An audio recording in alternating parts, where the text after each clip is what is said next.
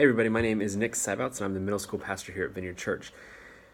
Now over the last several weeks and then also looking ahead to the next several weeks, we've been looking at this topic of building resilient families and what does that look like and what does that mean.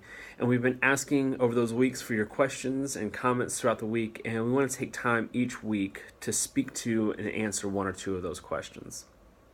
Now this last week, Pastor Steve talked about the importance of training in relation to our families, and that we have the responsibility to create these cultures of learning, but also to demonstrate behaviors and values in our home life. Now in that, I would like to encourage you to really look at your family and evaluate what priorities you have set and the values that are important to you and your family.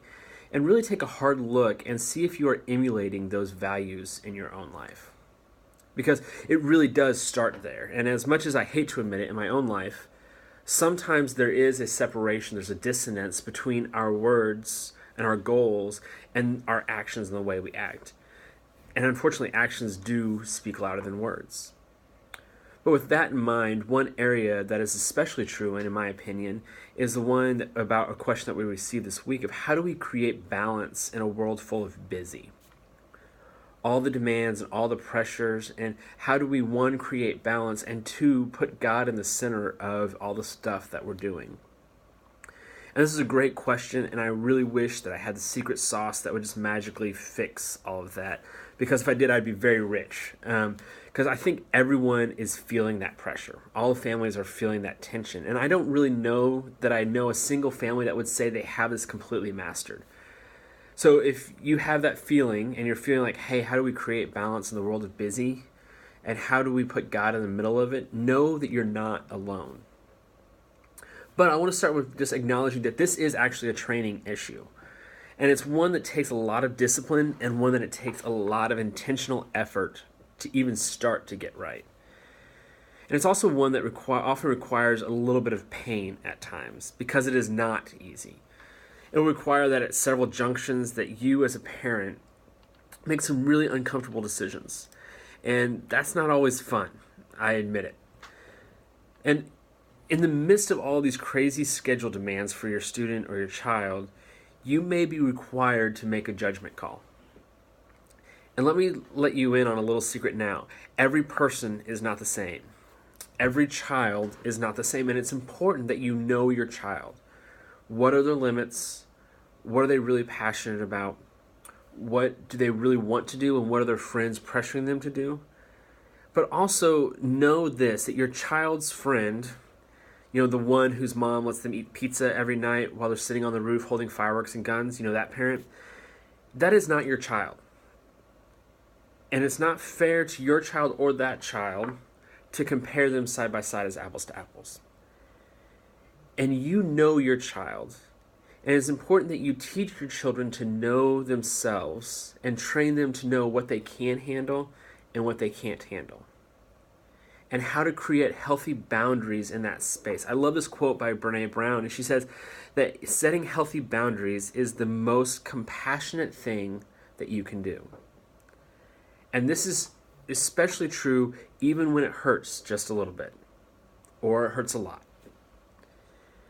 But don't only set those boundaries for your child, having to say no or yes, or hey, that's not a good idea.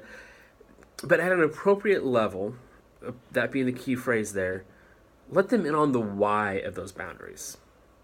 Because this will help them learn the thought process. And this will help them learn through the process a little bit, we hope. Maybe. Secondly, I want to say this is a great way to take the time to set priorities for your family.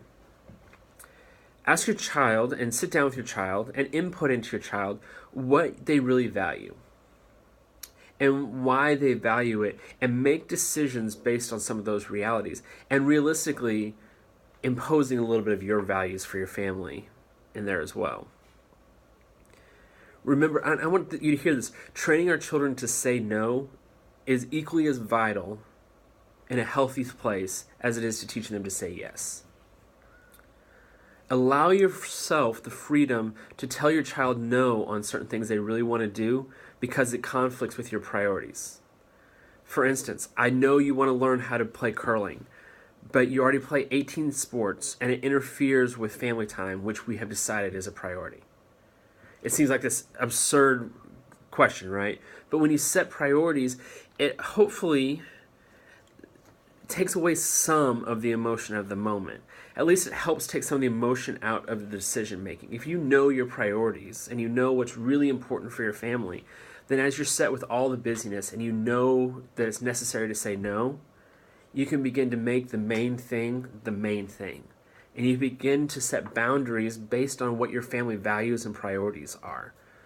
So, hey, we make God a priority, and so it's really important that you're in midweek Awana. And so we're going to make sure that that's the priority over all these other requests for your time and energy. Third, and this is really important because I don't know that a lot of us, I know I don't do this well. Let me say it that way. And understand that Sabbath, or the time of rest, is really an important value to God. And that's not just, Sabbath is not just the idea of coming to church. But this was a 24-hour period that the people would set aside, given to God, to rest and reflect on God throughout their week, their coming week. And it was also a statement of trust.